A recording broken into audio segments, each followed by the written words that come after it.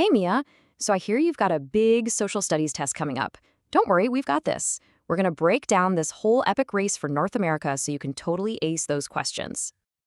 Okay, let's do this. So, to make it all stick, think of this whole thing like a giant, high stakes race. You've got these powerful teams, right? And they're all competing for the ultimate grand prize. All right, so picture our three main teams lining up at the start. You've got Spain, France, and England. They all want the same basic things more power, more land, and definitely more wealth. But for today, we're going to zoom in on the two biggest rivals at the start, Spain and France, and see how their game plans were totally different. Now, check this out, because this slide really nails the difference. From the very beginning, these two teams had completely different playbooks. Team Spain was laser focused on finding gold and silver, and also on converting everybody to their religion. But Team France, they had a whole other idea. They wanted to get rich by trading for valuable furs, and the best way to do that was by making friends. Okay, first up, let's look at Team Spain's strategy to win the race. They wanted to get in, take control fast, and use force if they had to.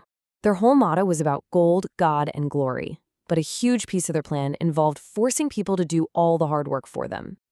And you know what? In terms of grabbing land, their plan worked. Team Spain claimed a massive chunk of the Americas. All of this area, we're talking South America, Mexico, the Caribbean, and even up into the southern US, became one giant empire called New Spain. All right, Mia, this word right here is super, super important for your test. It's encomienda. So what was it? Well, it was the name for Spain's system. Basically, Spanish rulers would give land to their settlers. But it wasn't just the land. They also got the right to force the Native Americans who lived there to work for them, mostly on huge farms and in dangerous mines. And here's the most important thing to remember about that system. It was absolutely devastating. I mean, it was just brutal. So many Native Americans died, not only from being worked to exhaustion, but also from new diseases the Spanish brought over that their bodies just couldn't fight off. So, as the native population tragically got smaller, the Spanish still needed people to work the mines and plantations. To keep everything running, they turned to the African slave trade, and by the year 1570, they had brought over 200,000 enslaved people from Africa to New Spain. Now, it's really important to know that not everyone from Spain was okay with this. There were people like this guy, Bartolomé de las Casas. He was a Spanish priest, and he saw firsthand how horribly the native people were being treated. He actually fought back, speaking out and saying this is wrong and it has to stop. Okay, let's hit pause on Spain and switch over to Team France, because their strategy for the race could not have been more different. Their game plan was all about making business partners and exploring new lands to grow that business. And this is just wild.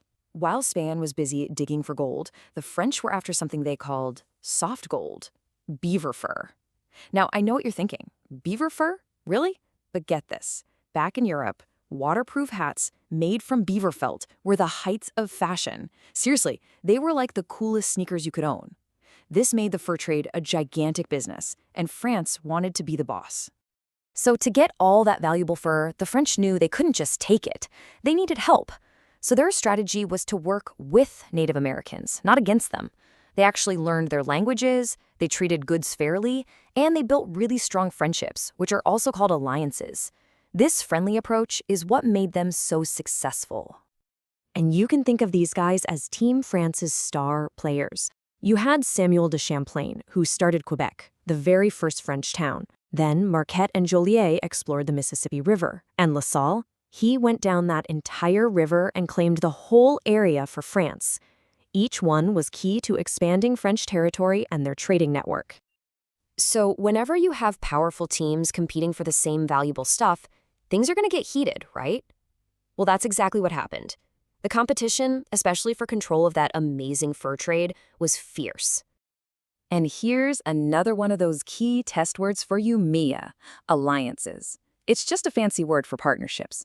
Think of it like teaming up with your friends in a game to get stronger. The French teamed up with certain Native American tribes so they could trade and protect each other from their enemies. This chart makes it super easy to see who was on what team during something called the Beaver Wars. These were a bunch of conflicts all about who would control the fur trade. So on one side, you had Team France with their allies, the Huron and Algonquin tribes. And on the other side were their biggest rivals, the super powerful Iroquois Confederacy. All right, Mia, deep breath. We're at the final review. Let's pull all the most important facts together so you can walk into that test and just crush those open-ended questions. Let's lock all this information in. The key is really thinking about the big differences between the two teams. If you can explain why they did what they did, you'll be golden. Okay, this slide right here, this is your ultimate study guide. It puts everything side by side. What was their main goal? For Spain, it was gold and religion. For France, it was the fur trade. Where did they set up shop? Spain took the south, France took the north and the middle. And the really big one, how did they relate to Native Americans? Spain used forced labor, that encomienda system. France built partnerships and alliances. Simple as that. And hey, don't forget about that third team we mentioned, Team England. Just a quick reminder for your test, their plan was different from the other two. They were mostly focused on setting up permanent towns, like Jamestown, so they could farm the land and set up their own trade networks. So the biggest takeaway is that this was really just lap one of a much longer race.